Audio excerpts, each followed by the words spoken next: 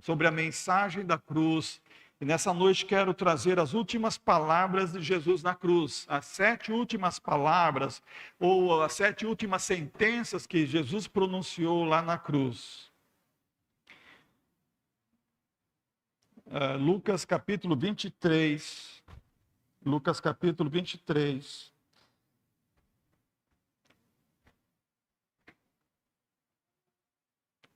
Marcolino, se der tempo, eu vou mandar o PowerPoint para você compartilhar, se der tempo. São 7 pontos e, conforme eu vou anunciando, dá para ir aí trocando também. Então vamos ler aqui em Lucas capítulo 23. A partir do versículo 34.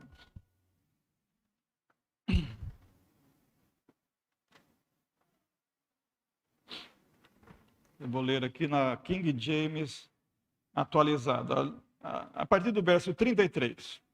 Quando chegaram a um lugar conhecido como Caveira, ali o crucificaram com os criminosos, um à direita e outro à sua esquerda. Apesar de tudo, Jesus dizia: Pai, perdoa-lhes, porque não sabem o que estão fazendo. A seguir, dividiram entre si as vestes de Jesus, tirando sortes. Uma grande multidão estava presente e a tudo observava, enquanto as autoridades o ridicularizavam, exclamando: salvou os outros, pois agora salve-se a si mesmo, se é de fato o Cristo de Deus, o escolhido. Aqui nós temos a primeira das 7 últimas expressões de Jesus na cruz. Pai, perdoa-lhes, porque não sabem o que fazem. Jesus estava crucificado ao lado de 2 salteadores, 2 ladrões, 2 criminosos. Aqueles criminosos mereciam estar na cruz. Era a pena máxima para criminosos no Império Romano, a crucificação. Mas Jesus não tinha pecado e está crucificado ao lado de 2 criminosos. E ali Jesus, pendurado na cruz, é insultado, injuriado por todos os tipos de homens que ali se encontravam. E Lucas fala, uma multidão estava lá, porque aquilo era um espetáculo para aquelas pessoas. As pessoas tinham aquilo como um circo, vendo os criminosos sendo crucificados. Mas no meio não tem um criminoso. Ali no meio está Jesus, passando as maiores dores e torturas causadas pela crucificação. Ele se dirige a Deus Pai e diz: Pai, a versão árabe diz: meu Pai, perdoa-lhes, pois não sabem o que estão fazendo. Está se cumprindo a profecia de Isaías, capítulo 53, que diz que ele levou sobre si os pecados de muitos e intercedeu pelos transgressores. Ali Jesus está intercedendo pelos pecadores ignorantes. Não parece ser pelo sinédrio consciente que tramou a entrega, a acusação formal diante de Pilatos, o pedido de morte, de crucificação. John Gill, comentando esse texto de Lucas, diz que muitos ali não sabiam que Jesus era de fato o Messias. Eles foram levados, conduzidos pelo sinédrio a pedir a crucificação de Jesus. Muitos deles eram ignorantes a respeito, e eles estão ali ignorando o fato que Jesus Cristo é o Salvador, é o Filho de Deus. Então Jesus usa esse argumento de pedir perdão a Deus, mesmo considerando a ignorância, não há desculpa para o pecado deles terem entregue Jesus para ser crucificado. Mas Jesus está dizendo, Pai, perdoa-lhes, porque eles não sabem o que fazem. No sacrifício propiciatório de Jesus ali na cruz, o sacrifício substitutivo, quer dizer, ele tomou o meu lugar, o seu lugar ali na cruz. Jesus está orando, uma oração sacerdotal, ele é o sacrifício, ele é o cordeiro, e em compaixão, ele está pedindo, Pai, perdoa-lhes. Justamente na sua crucificação, está intercedendo por pessoas infelizes, pessoas ignorantes, que não sabiam e não compreendiam o Messias. Logo mais, Pedro pregando, está em Atos capítulo 3, versículo 17, chamando aquela multidão ao arrependimento, aquela mesma multidão que pediu para Pilatos, solta Barrabás, crucifica-o, crucifica Jesus. Então ele está pregando e lá ele está dizendo, arrependei-vos, convertei-vos, para que assim sejam apagados os vossos pecados, de modo que a presença do Senhor venha em tempos de refrigério, e ele envia o Cristo que vos foi previamente designado, Jesus. E Pedro está pregando, está falando que eles fizeram isso por ignorância, mas agora é hora de se arrepender, é hora de converter, é hora de confiar em Jesus e confessar Jesus. A mensagem de perdão que foi recusada pela a maioria, pelo sinédrio, pelos sacerdotes, pelos saduceus, aquelas lideranças judaicas, agora um remanescente está aceitando, e quase 3.000 almas creram na pregação de Pedro naquele dia, e se converteram a Jesus, mas esse é o remanescente. Isso é uma pequena parte da população de Jerusalém que creu e recebeu Jesus como Salvador. Isso aconteceu quando Paulo pregava em Atenas, capítulo 17 do livro de Atos. E no versículo 30 ele fala, Deus não está levando em conta o tempo da ignorância, Deus não está levando o tempo da falta de sabedoria, ele estava chamando todos aqueles gregos também a um arrependimento, falando da crucificação de Jesus Cristo. Por quê? O perdão está em Deus. A segunda palavra que temos, a segunda expressão, das últimas expressões de Jesus lá na cruz, é: mulher, eis aí o teu filho. E se dirigindo a João, diz: eis aí tua mãe. João capítulo 19, vou ler na King James, diz: quando Jesus, contudo, viu sua mãe, e junto a ela o discípulo a quem ele amava, disse à sua mãe: mulher, eis aí teu filho. Em seguida, disse Jesus ao seu discípulo: eis aí tua mãe. Naquele momento em diante, o discípulo amado a recebeu como parte de sua família. Esse texto se encontra de uma forma interessante entre as últimas palavras de Jesus, mostrando a importância da família, o cuidado das viúvas. Maria já era viúva, por isso Jesus era o responsável pelo cuidado de Maria, ele era o primeiro filho, o primogênito. E nesse momento ele transfere esse compromisso para João. João é reconhecido como primo de Jesus. As famílias eram parentes, Maria e a família de Zebedeu. Então, Jesus está chamando não só por causa dessa amizade, mas por causa do amor.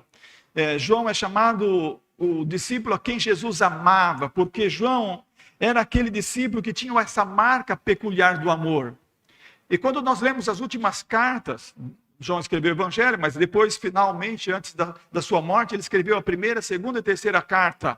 São as 3 cartas de João. Nós vemos sempre ele falando: filhinhos, amai-vos. Aquela linguagem de ternura, de amor, de afeto. Porque João era essa pessoa, depois que deixou de ser filho de trovão, a gente conhece a história que Jesus fala. Ele se tornou um discípulo muito amado, ele aprendeu com Jesus a amar. Então Jesus entrega o cuidado de Maria a João, a quem ele amava, significando que deste momento em diante, o laço que havia entre Jesus e Maria, laço de família, está encerrando ali. Isso é uma coisa que a gente tem que entender também. daquele momento em diante da morte de Jesus, Maria não é mais mãe de Jesus. Ela será uma das discípulas de Jesus lá no céu, como salva por Jesus. Por isso, no canto dela, o canto, quando ela engravida, fala: minha alma se alegra em Deus, meu Salvador, falando do Messias, falando de Jesus. Os irmãos de Jesus não estavam lá com aquela multidão diante da cruz, os apóstolos não estavam lá, somente João é o único dos apóstolos com coragem para estar lá, diante da crucificação de Jesus. E a ele que Jesus se dirige, falando: mulher, eis aí teu filho. E mulher aqui não é um desprezo, não é um desrespeito, assim como aconteceu em João capítulo 2, quando Maria falou para Jesus que lá na festa em Caná, eles não tinham mais o vinho. E Jesus usou a mesma expressão mulher. Naquela ocasião, esse termo era respeitoso.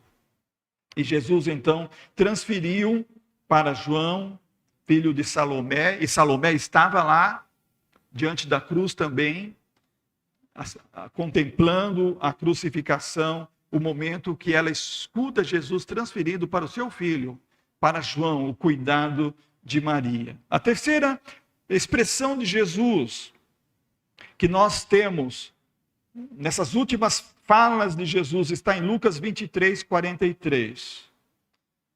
E Jesus lhe assegurou: com toda certeza te garanto, hoje mesmo estarás comigo no paraíso.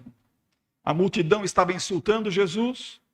Num primeiro momento, este criminoso, que a tradição diz ser o nome dele Dimas, também estava insultando Jesus, dizendo: se tu és o Cristo, desça daí e salve a nós também.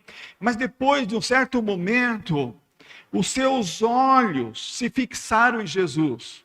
Depois de um certo momento, a sua mente se fixou em Jesus. E ele não viu ali um pecador, ele não viu um homem comum, ele viu o Filho de Deus ali. E ele entendeu tudo o que se passou durante aqueles 3 anos no ministério de Jesus. E Jesus havia ensinado que havia lugar para publicanos, para pecadores serem aceitos junto a Deus. Talvez ele ouviu alguma mensagem de Jesus, a fé brotou no seu coração, a esperança surgiu no seu coração, a confiança inundou o seu coração, e naquela hora, naquele momento, ele olha para Jesus: Senhor, lembra-te de mim quando entrares no teu reino. Então Jesus diz, essa é uma das últimas frases de Jesus: em verdade te digo que hoje estarás comigo no paraíso.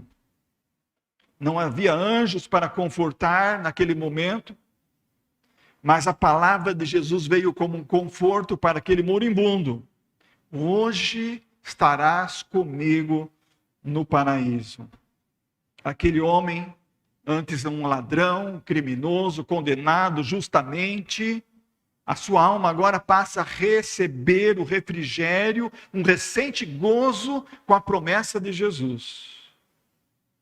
O paraíso, segundo o apóstolo Paulo, escrevendo a carta aos Coríntios, a segunda carta, no capítulo 12, diz que é o terceiro céu.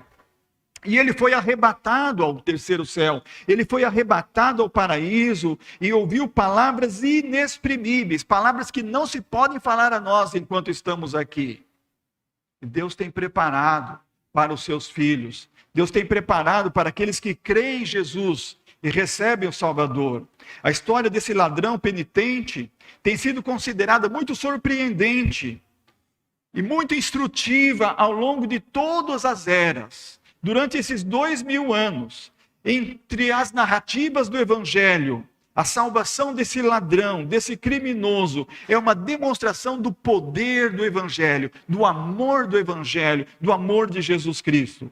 John Gill, que viveu no século XVIII, ele fez uma citação de um famoso estudioso da Bíblia, anterior a ele, chamado Charles Erdman, que usou a ilustração, a experiência desse ladrão convertido para dizer que o Evangelho, isso é muito importante até hoje, refuta os artifícios humanos para a salvação.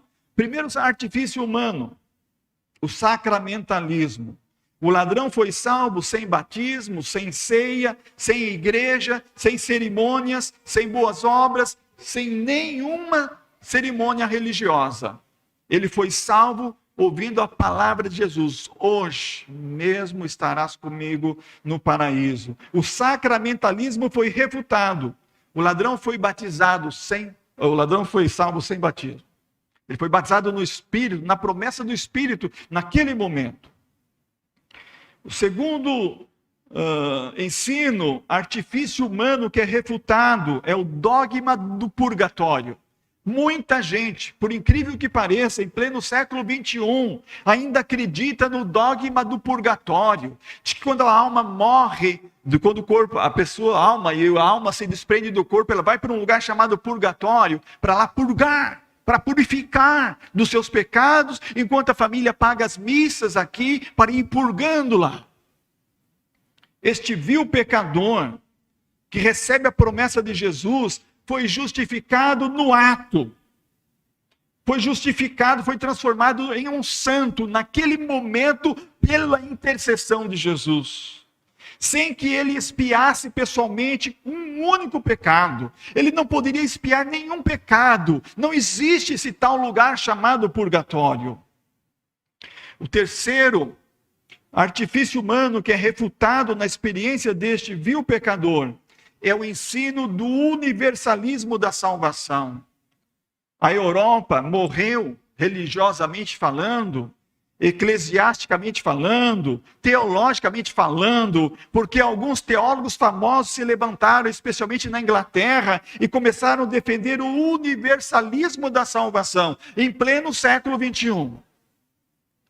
Hoje essas igrejas são fechadas, os templos estão sendo vendidos para se transformarem em cinemas e em boates, porque a fé está morrendo. Porque se há universalismo da salvação, não precisa seguir igreja nenhuma, não precisa fé nenhuma. No final, Deus é bom, vai salvar todo mundo. Essa mentira derramada, esparramada pelo diabo no mundo, através dos falsos profetas, os falsos teólogos, é uma refutada também aqui na experiência deste moribundo. Jesus salvou só ele naquele momento. Havia uma multidão diante da cruz, mas somente aquele ladrão recebeu de Jesus a palavra: hoje mesmo estarás comigo no paraíso. Somente aquele indivíduo recebeu a promessa da vida eterna no dia da crucificação. Essa doutrina ensina que não existe, essa palavra de Jesus a este homem ensina que não existe universalismo. Todos podem ser salvos, mas não são todos que querem a salvação. Aqueles que querem e pedem para Jesus: Jesus, lembra-te de mim, recebem a salvação. A quarta e última refutação dos artifícios humanos que essa palavra de Jesus nos traz é a noção do sono da alma. Há uma religião muito famosa que também trabalha no Brasil, que vai de casa em casa distribuindo, vendendo os seus folhetos, que ensina que quando morre a pessoa dorme eternamente. Apaga, é o sono da alma. Indicando claramente aqui Jesus ao dizer ao ladrão que ele estaria consciente na companhia do Salvador naquele mesmo dia após a morte. Hoje estarás comigo no paraíso. A ideia do sono da alma, portanto, é refutada, é negada também com a clara promessa do Salvador, aquele ladrão redimido, com sã consciência, quando fez o pedido a Jesus: lembra-te de mim, Jesus. A quarta expressão que Jesus proferiu lá no Calvário, geralmente em nossas Bíblias ela vem como está no original: Eli, Eli, lama sabachthani, que traduzido é: Deus meu, por que me desamparaste? Eu creio que essa é uma das expressões mais difíceis quando nós a compreendemos, de pensar na sua amplitude, na sua realidade. Por volta das 3 horas da tarde, Jesus clamou forte: Deus meu, por que me desamparaste? Estava prestes a entregar o Espírito. Era a hora 9, ou 3 horas da tarde, nosso horário. E então Jesus expressa, se sente sozinho na cruz. Sozinho. Deus Pai o desamparou. Porque Deus não poderia carregar o pecado. E naquele momento Deus separa. Essa é uma das coisas da teologia mais difíceis de estudar. Como Jesus, sendo Deus Filho e Deus Homem, 100% Deus, 100% homem, no momento de carregar o pecado na cruz, desamparado de Deus Pai. No momento da cruz, quando o conforto vem da cruz. Nina Mason Bergman escreveu o livro O Conforto que Vem da Cruz e diz que a morte de cruz ocorre por sufocação. A disfunção causada pela posição do corpo pendurado levava o diafragma a pressionar os pulmões. E os soldados quisessem apressar o processo, bastaria quebrar as pernas da vítima, tornando-lhe impossível se reajeitar o corpo para poder respirar novamente. Mas os soldados não pareciam ter pressa.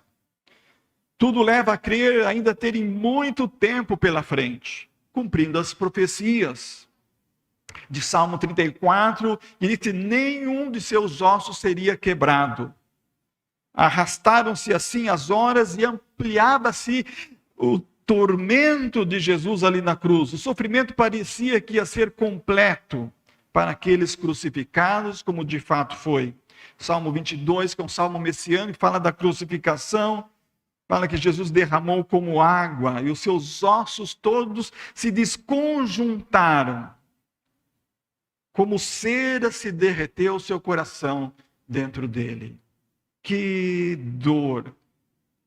E nesse momento ele exclama: meu Deus, meu Pai, por que me desamparaste?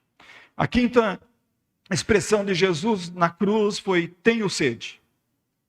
João 19, 28, sabendo Jesus que tudo já estava concluído para que a Escritura se cumprisse, disse: tenho sede.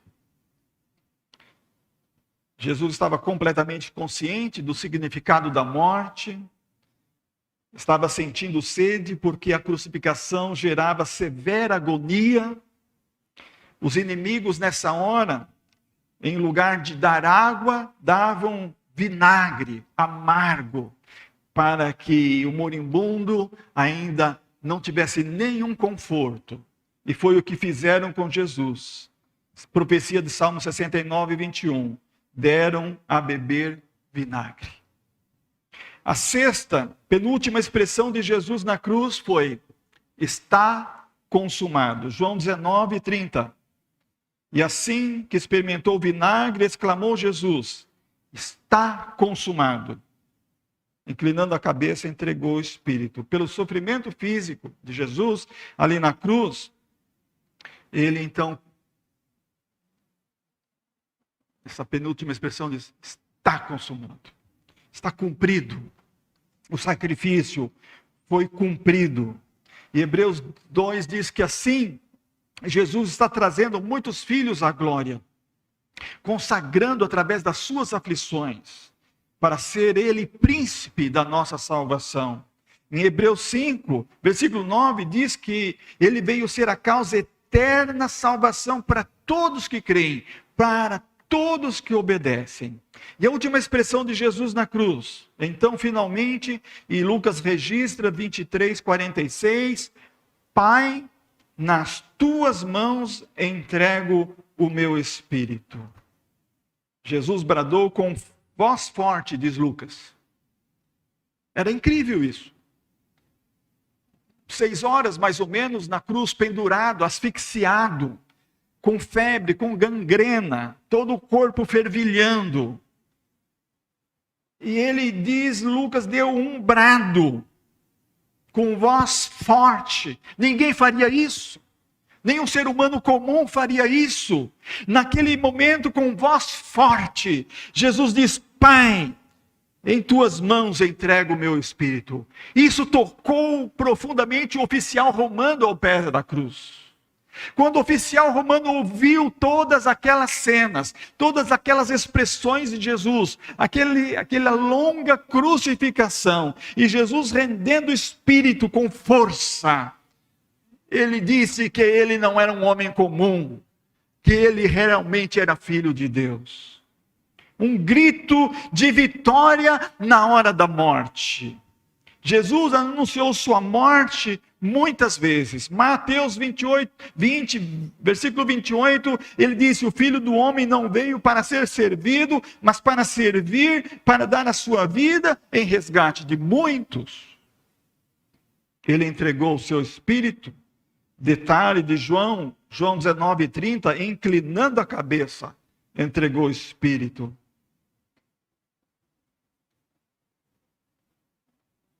Percebem uma coisa, Deus não morreu. No século passado, uma teologia falsa foi desenvolvida, que levou o nome A Morte de Deus. A autora, uma ateia, uma incrédula, difundiu a ideia, porque Jesus morreu na cruz, que Deus morreu. Deus não morreu. Perceba, Jesus morreu. O Espírito foi entregue a Deus Pai. Naquele momento, o Espírito também encontraria o ladrão a quem Jesus prometeu, hoje estarás comigo no paraíso. O Espírito do crente, ao morrer, está com Jesus aí igualmente, como aquele ladrão que se converteu. Estevão, que foi o primeiro mártir depois da morte e ressurreição de Jesus, no momento do seu apedrejamento, quando aquelas pedras o feriam, e o seu sangue já se esvaía, e a alma ia escapando do corpo, ele ainda disse, estou vendo o céu se abrindo, e o Filho do Homem em pé à direita do trono de Deus. E então Jesus estava recebendo o seu Espírito imediatamente.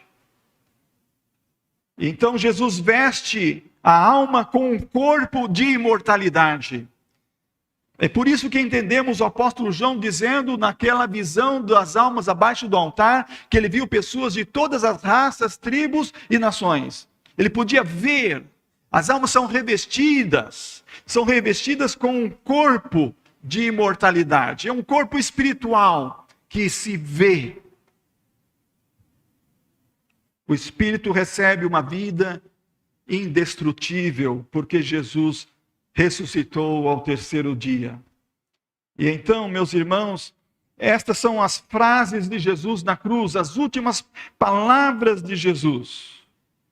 E João, escrevendo a respeito desse acontecimento no capítulo, diz, era o dia de... Ele testemunhou, ele presenciou, e o seu testemunho é verdadeiro, de João. É ele falando a respeito desses escritos. Aquele que viu isso, que presenciou, ele está dizendo, eu estou testemunhando, e o depoimento é verdadeiro. João foi o único apóstolo que esteve lá, aos pés da cruz. E quando ele diz no verso 37, olharão para aquele a quem traspassaram. Um dia nós iremos olhar para Jesus. Aqueles que zombaram de Jesus também irão olhar. Aqueles que rejeitaram Jesus também irão olhar. Todos um dia estarão diante do trono e olharão para Jesus. E Jesus irá mostrar o lado em que a lança traspassou. Aquela marca está em seu corpo por toda a eternidade. Ele irá mostrar o lugar dos pregos que traspassaram. Eu creio que foi no punho e não na mão. Os maiores estudiosos dizem que foi no punho, porque aqui rasgaria, mas aqui sustentaria o corpo lá na cruz. Eu não sei quantos de vocês já tiveram a oportunidade de furar, acho que quase todo mundo, até as crianças, furar um dedo, furar uma mão. Hoje mesmo, o Cidinha passou entre os carrapichos, eu fui arrancar os carrapichos e até agora está um espinho aqui, é ruim, dói, mas esse é muito pequeno. Eu já me furei com punção muito forte, muito profundo na carne. Eu já tive um furo de um mandi quando eu era menino, pescando no Rio Paraná.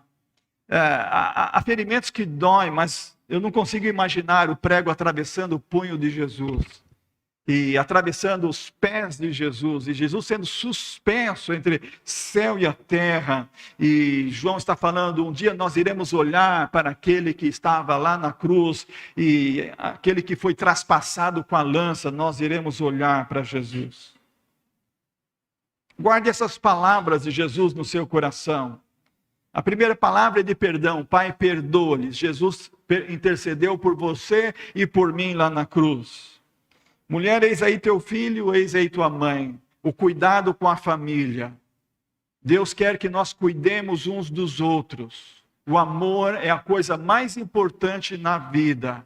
O amor é a coisa mais importante na vida de uma pessoa. O cuidado deve ser constante. Hoje estarás comigo no paraíso. Guarde essa promessa. O dia que nós deixarmos esse mundo, estaremos imediatamente com Jesus.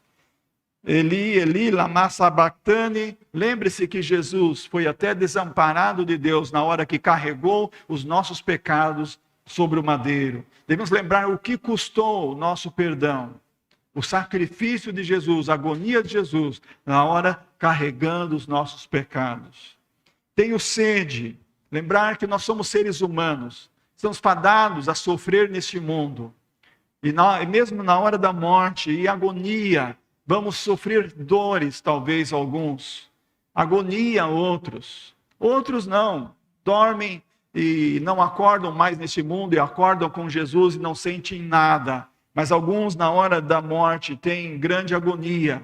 Muitos irmãos que estão morrendo este ano por causa da Covid, ouvimos que é uma infecção terrível, que leva a morrer por asfixia, semelhante a Jesus lá na cruz.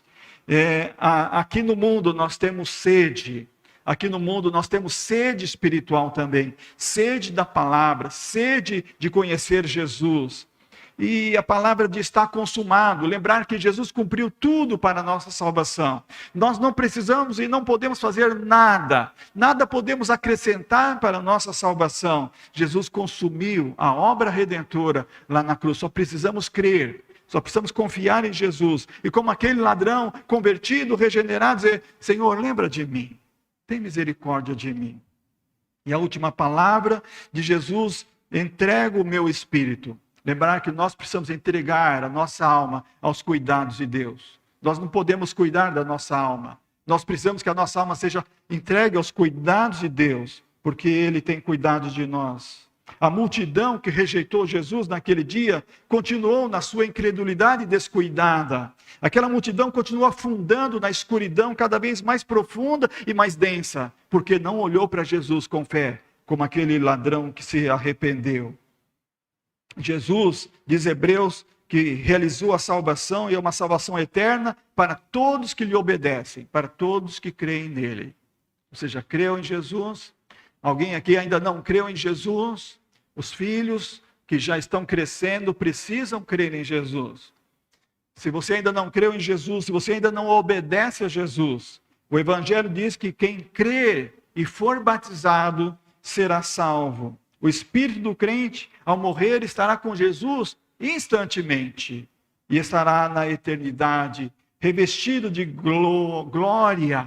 Diz Paulo que o corpo que receberemos lá é um corpo glorioso, é um corpo imortal, é um corpo incorruptível. Nós seremos como Jesus, preparados para a eternidade. Assim como Estevão seguiu Jesus imediatamente, os nossos irmãos que já nos deixaram, nossos familiares que foram crentes em Jesus Cristo, eles imediatamente foram estar com Jesus. Vamos também ser revestidos com o corpo da imortalidade. O nosso espírito já recebeu a vida que é indestrutível, se nós temos Jesus no nosso coração, como nosso Senhor e único e suficiente Salvador. Amém. Que Deus nos abençoe com essas palavras de conforto e de esperança. E os amigos que estão conosco, acompanhando esse culto, ouvindo essa palavra, que não teve essa experiência, a convicção de ser um crente em Jesus Cristo, olha, tome hoje o exemplo daquele ladrão conhecido como Dimas. Ele merecia morrer, como todos nós merecemos morrer, porque somos pecadores. Mas ele olhou para Jesus e disse: Senhor, lembra-te de mim. Se você está em agonia, tem arrependimento do seu pecado, sabe a sua situação espiritual, de calamidade, de perdição, faça uma oração hoje. Que seja a oração de Dimas. Jesus, lembra-te de mim. Há uma ilustração de um menino que morava num barril, ele era um órfão, e ele todo dia orava para Jesus: Jesus, lembra de mim. O nome dele, eu esqueci o nome dele, vou dizer Samuel. Então Samuel orava todo dia. Samuel orava: Jesus, lembra-te de mim. Todo dia ele só fazia uma oração: Jesus, lembra de mim. E quando ele ficou doente, ele foi para o hospital e teve uma doença mortal. E lá, na hora da sua morte, as pessoas ficaram impressionadas. Na hora que Samuel estava morrendo, uma voz veio do céu, dizendo: Samuel, eu sou Jesus, eu estou aqui. E ele morreu. Isso é uma história que é contada como verídica, eu preciso encontrar a referência dessa história, mas é uma história que pode ser realmente experimentada, e quem é crente em Jesus sabe que isso é uma verdade. E cada dia a gente tem a convicção de que a gente está andando com Jesus, que Jesus está com a gente. Ele falou: estou com vocês todos os dias, até o fim. E você pode crer. Faça como Dimas, diz: Senhor, lembra-te de mim. E Jesus vai lembrar de você. E você vai ser salvo, vai ser perdoado, vai ser regenerado imediatamente. E quando chegar o dia de você partir deste mundo, Jesus virá e falar assim: fulano, eu sou Jesus. Eu estou aqui para levar você. Que Deus nos ajude, nos abençoe a sermos fiéis até a morte. Jesus falou também: ser fiel até a morte, dar-te-ei a coroa da vida.